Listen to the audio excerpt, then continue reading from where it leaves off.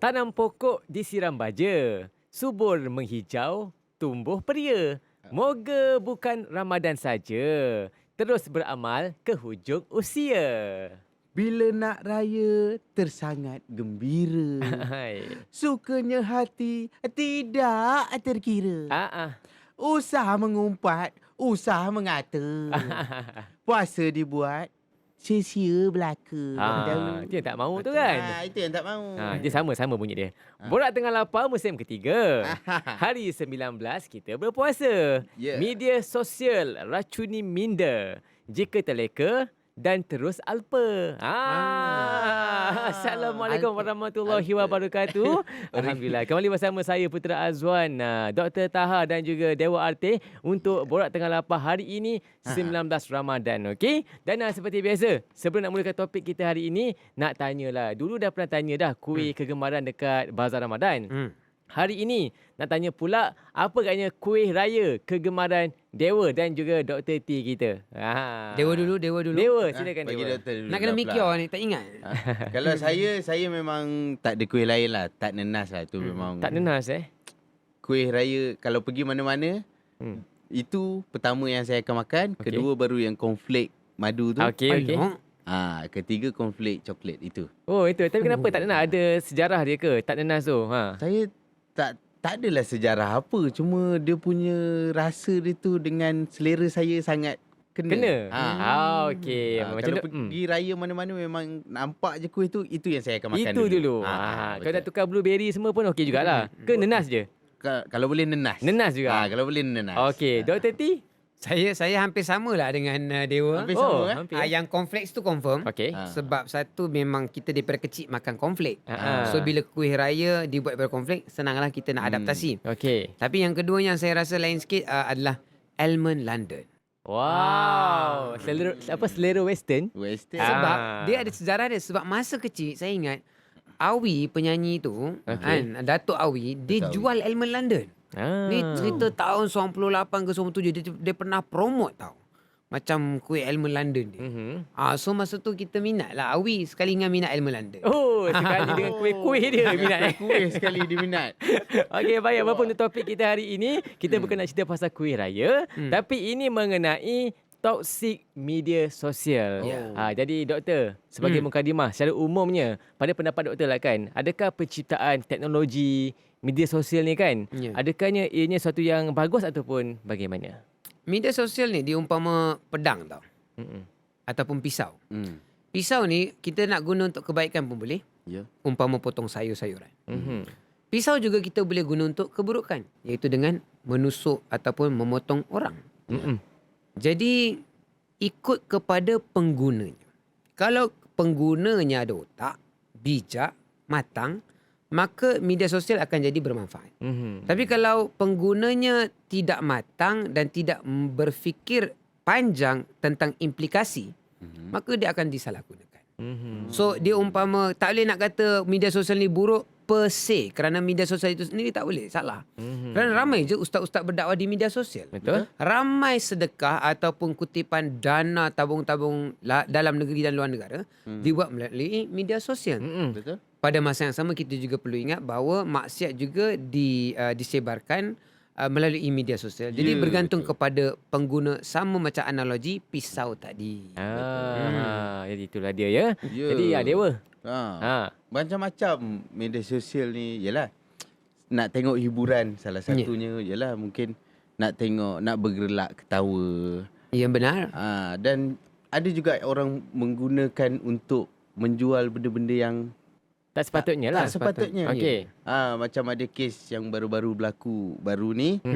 Semuanya berlaku di media sosial. So dia buat satu benda dan dijualkan di platform itu. So dia, kalau niat kita baik dengan cara yang betul, dia akan jadi baik. Tapi Benar. kalau niat salah dengan cara yang salah, akan jadi salah. Dia macam doktor cakap lah. Okey. Dan macam pisau kan? Okey. Dan satu lagi bahaya di media sosial ni, dia kita punya impact tu dia tidak mati di situ. Contohnya, kalau saya buat satu posting fitnah di media sosial saya, selagi mana saya tak padam posting tersebut, fitnah itu akan berterusan walaupun selepas saya mati. Ya. Sama juga dengan kebaikan. Jadi kena jaga, itu beza media sosial dengan mulut lidah di mulut. Itu bahayanya. Baik, apa pun kita nak berehat seketika. Kita nak bersama live band kita seperti biasa, Genji Basker yang setia bersama kita. Untuk waktu ini, mereka nak hiburkan kita dengan lagu yang berjudul Apa Nak Dikata. Wow.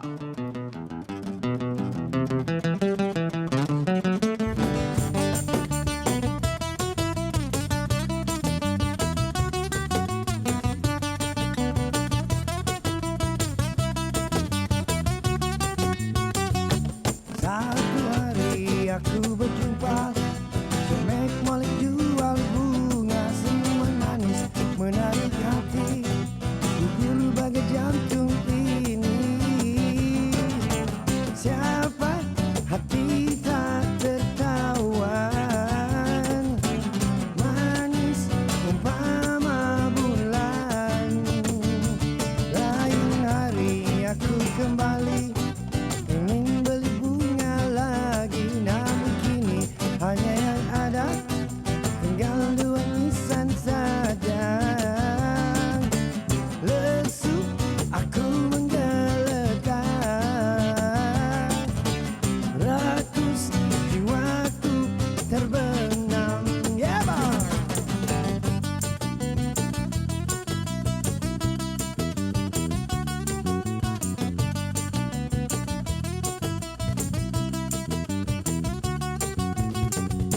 Engkaulah emas, engkau permata Aku cuma macam ni saja Aku mahu bertemankan hidup Dengan hati ikhlas mulia Jangan melihatkan gaya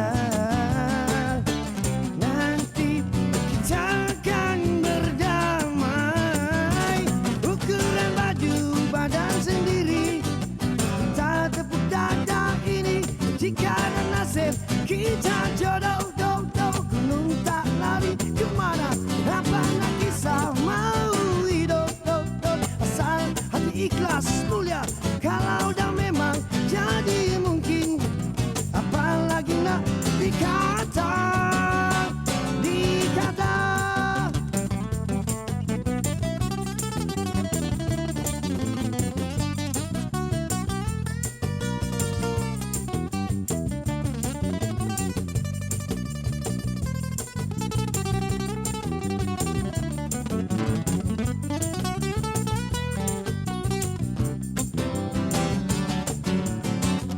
Engkaulah emas, engkau permata Aku cuma macam ni saja Aku mahu bertemankan hidup Dengan hati ikhlas mulia Jangan melihatkan gaya Nanti kita akan berdamai Ukuran baju badan sendiri Kita tepuk dada ini Jika ada nasib kita jodoh Gunung tak lari kemana Apa nak kisah malu hidup Asal hati ikhlas mulia Kalau dah memang jadi mungkin Apalagi nak dikata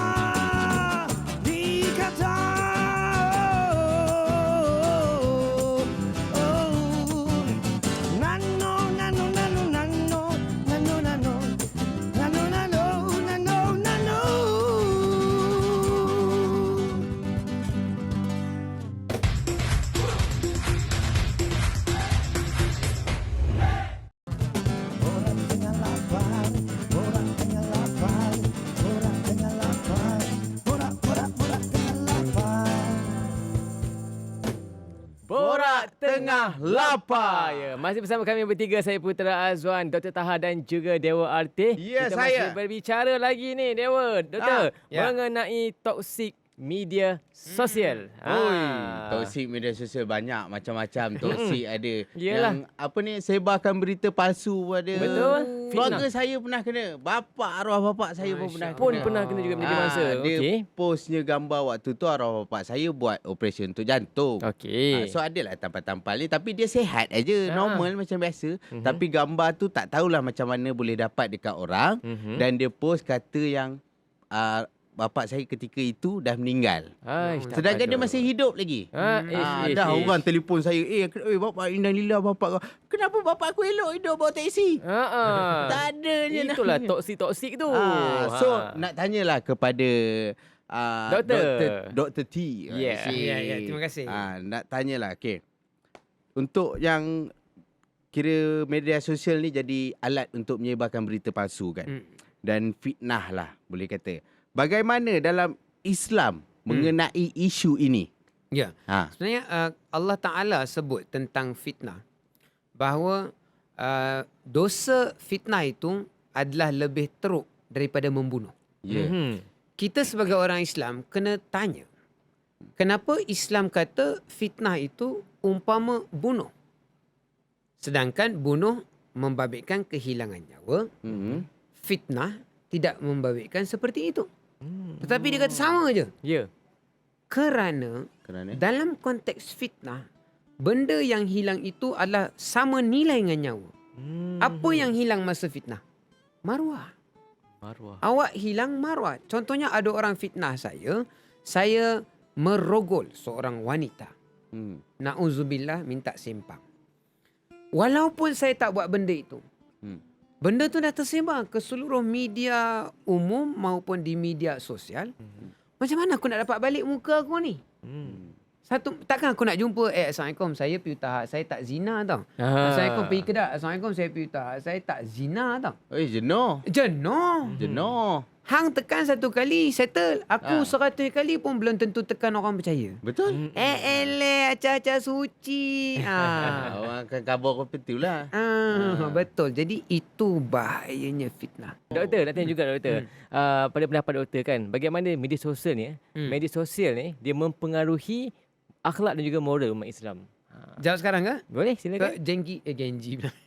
Ringkas. Sebenarnya manusia ni adalah ciptaan yang craving pada pujian. Manusia ni puji je mesti dia seronok, dia kembang. Dia tak dapat pujian di alam nyata, dia akan cari pujian di alam maya. Tak perlu tulis, cantik lah you pakai tudung hari ni. Oh, I sukalah tudung cara make up you. Tak, engkau tekan butang like, dia punya serotonin tu, boom.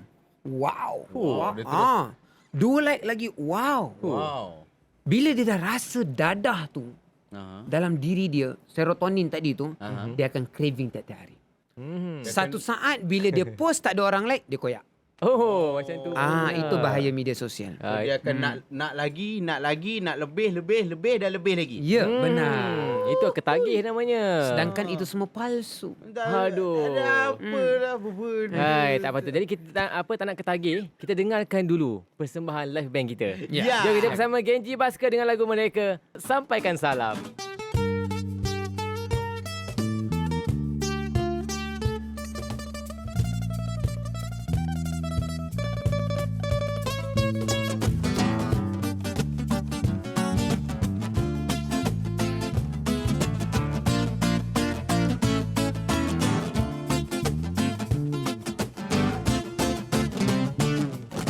Sampaikanlah salam cintaku padanya, walaupun terluka namun ku merindu, kerana cintamu tiada akhirnya, walaupun kau telah menghancurkan. Sampaikanlah salam cintaku padanya, walaupun sengsara namun ku merindu, kerana cintamu mewangi dan harum, walau tercampak di mana jua. Andai ku tiada, andai ku pejam mata, biarpun abadi cinta yang setia ini, biarpun kau jauh, sambutlah tanganku, kerana ku masih menyayangi. Tidak pernah ku membenci dirimu. Sampaikanlah salam cintaku padanya,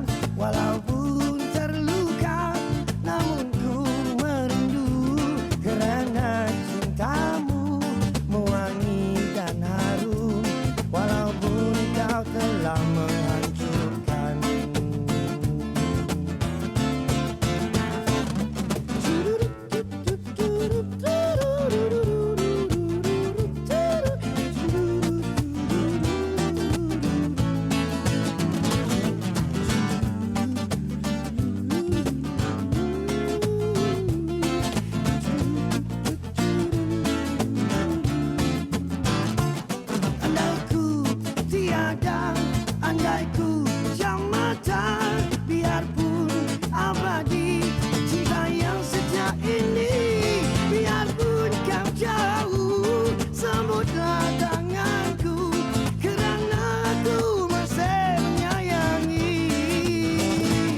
Tidak pernah ku membenci dirimu.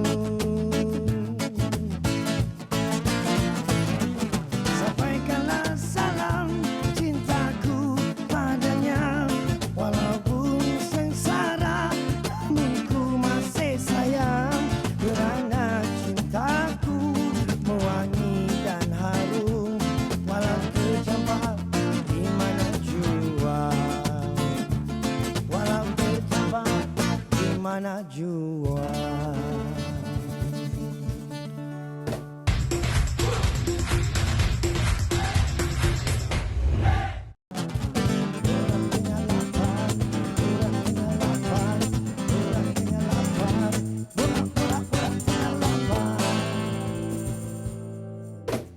Borak Tengah Lapar. Bersama saya Putra Azwan, Dr. Taha dan juga Dewa Artih. Kita masih bersama untuk Borak Tengah Lapar berbicara mengenai toksik media sosial. Tapi sebelum itu kita kongsikan fakta ataupun trivia bersama dengan anda, iaitu Ramadan dikenali sebagai bulan kesederhanaan dan juga kerendahan hati.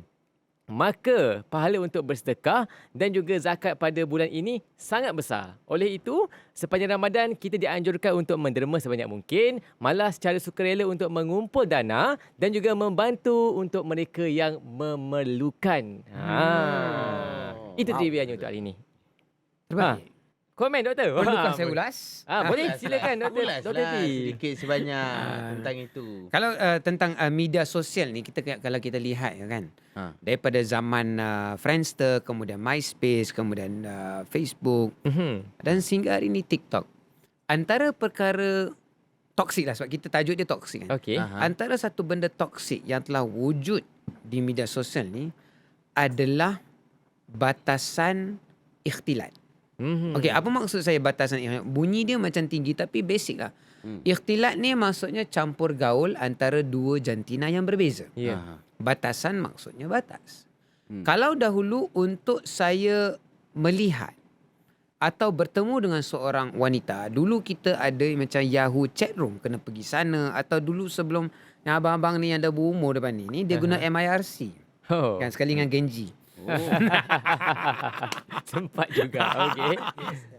So dia akan tulis ASL, mana ASL ni age, sex and location. Lepas tu dia akan jawab lah.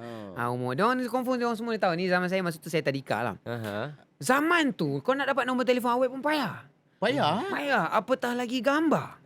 Apatah lagi location. Kalau you kata location Penang. Penang kat mana? Penang kat Georgetown. Georgetown kat mana? Kan kat Lorong Kulit ke, dekat Penang Free School ke, kat mana? Okey. Tapi sekarang I buka, tekan je nama, macam I terdengar lah nama you, mungkin Nabila Azmi contoh. Okey. I type je Nabila Azmi kat Facebook ataupun dekat Google. InsyaAllah dalam masa 1 minit, I tak perlu jadi FBI pun, I boleh tahu Nabila Azmi tinggal kat mana. Betul? I boleh tengok friend dia siapa. Betul. Kalau dia punya profile adalah orang kata apa, private, I boleh tengok mutual friends. Kalau dia seorang yang bekerja, I boleh tengok dekat LinkedIn. Bila di LinkedIn, contohnya orang akan dedahkan kerja kat mana, berapa pengalaman. So dengan cara itu, I boleh target, okay, aku nak target perempuan ni, aku nak kikih duit dia. Senang. Sebab dia dah bagi tahu dia kerja kat mana, pangkat dia apa. Maka berbalik kepada kata kunci kita tadi, iaitu batasan ikhtilat hilang. Matang, kalau dia boleh tahulah laki ni minta gambar, minta location, dia boleh tahulah mungkin laki ni niat tak baik. Tapi kalau kadang-kadang anak-anak yang berumur 15 tahun, tiba-tiba dia dapat tumpuan penuh daripada seorang lelaki. Dengan dia hantar top up je bang. Okey. Tahu tak modal zina pada zaman sekarang ni kerana media sosial, RM10 top up duit telefon je. Buat sekali, buat 2 kali, 3 kali, dah sedia nak berjumpa. Dengan keadaan lelaki ni dah tahu wanita perempuan ini dah tiada maruah sanggup berjumpa dengan saya. Sekali lagi, bukan ada nak menembak mana-mana individu. Bermaksud secara umum. Wanita ini sanggup berjumpa dengan saya hanya bermodalkan RM30. Saya dah tahu nilai dia. Lepas ni belanja dinner, contohlah kan. Dah boleh. Bahasa jahat bahasa je, boleh makan. Wanita pula perlu memahami bahawa nilai tertinggi yang Allah telah berikan kepada anda adalah maruah anda. Kalau anda tidak sayang maruah anda pun, paling kurang pertimbangkanlah maruah ibu dan ayah anda. Mungkin dia buat senyap-senyap, dia tak bapak dia tak tahu, tapi benda ni perlahan-lahan terbuka dan jadi apa dia? Boleh jadi blackmailing. Gambar awak ada pada saya. Ini sebab awak yang bagi tajuk toksik kepada saya. Toksik. Nak saya kena hakikat ini, kita kena cerita hakikat bang. Ya, betul. Saya boleh blackmail awak. Gambar awak yang tak sempurna, yang tidak tutup aurat dengan sempurna daripada saya, I can blackmail you. Kan. Betul. Hari tu abang janji abang delete. Hari ni abang email lain pula. Aduh, tengoklah abang. Abang janji abang post. Aduh. Jadi nak tanya sikit lah kan, pasal toksik ni kan. Okey, apakah hukum orang yang yang menghina atau memperkecilkan orang dekat sosial media ni? Saya geram. Marah. Kalau memperkecilkan atau memperhina, dia dalam kategori menjatuhkan maruah. Sebab apa matlamat satu orang memperlekehkan seorang yang lain? Tidak lain, tidak bukan untuk memalukan dia. Dan malu ini bermaksud bila kita menarik selimut maruah dia. Contohnya kita mengatakan benda-benda yang sensitif. Contohnya dia anak angkat. Kan? Kita mendedahkan dia anak angkat. Atau kita mendedahkan dia ni janda. Atau kita mendedahkan dia ni bekerja di tempat sekian. Jadi benda ni kalau perihal maruah, dia perlu bertaubat. Dalam Islam, dosa terbahagi kepada dua jenis. Satu dosa hanya dengan Allah. Satu dosa dengan manusia. Kalau kita berdosa dengan Allah, cukup kita bertaubat dengan menyebut astaghfirullahalazim min kulli dhanbin wa atubu ilaih. Okey. Wa imma tak ada wuduk pun. Wa imma tak payah sembahyang 2 rakaat. Tapi kalau dosa dengan manusia, dia terbahagi pada 3 kategori. Pertama, dosa kita merampas harta dia. Cara taubat itu akan diterima mestilah kita memulangkan harta kepadanya. Kategori kedua, kita mencuri maruah dia, merampas maruah dia, kena pulangkan maruah dia balik. So kalau kita telah mempersendakan menjatuhkan air muka di media sosial, kita kena buat satu posting minta maaf secara terbuka. Public apology. Mak Saleh sebut. Public apology. Public apology. Dan di negara Mak Saleh, benda ni kita boleh saman sebagai saman defamation.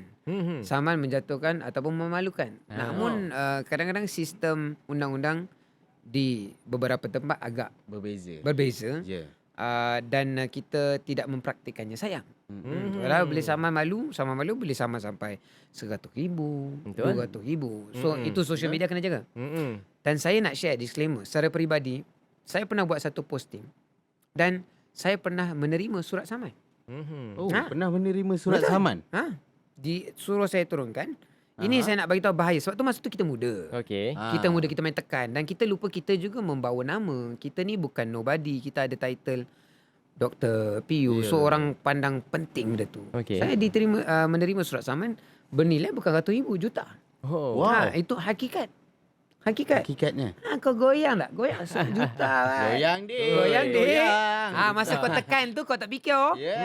Bila dah buat goyang dik, goyang. Mandi kau. Sisa kemudian tidak berguna lah ni. Tapi kita delete. Kita mengakulah. Kita bersalah, kita mengaku. Kalau dia rasa benda tu fitnah, kita tekankan balik, delete. Jadi nak bagi tahu, telajak perahu boleh undur. Telajak posting pun boleh delete. Semudah itu ya. Tapi kena cara media, cara pemaafan yang jelas. Ada cara dia lah. Pulangkan maruah orang. Alhamdulillah. Baik. Terima kasih doktor untuk penjelasannya sepanjang hari ini. Semoga beri manfaat kepada kita semua. Dan juga semoga kita menjadi pengguna media sosial yang bijak. Gunakan media sosial untuk perkara yang berfaedah dan sebarkan perkara yang berfaedah. Betul. Kalau dah janji delete tu, delete je. Okey? Baik, esok insyaAllah kami bersama lagi untuk anda bersama Dr. Taha dan juga Dewa Ate. Esok di waktu yang sama dalam Borak Tengah Lapar. Jumpa lagi. Assalamualaikum warahmatullahi wabarakatuh.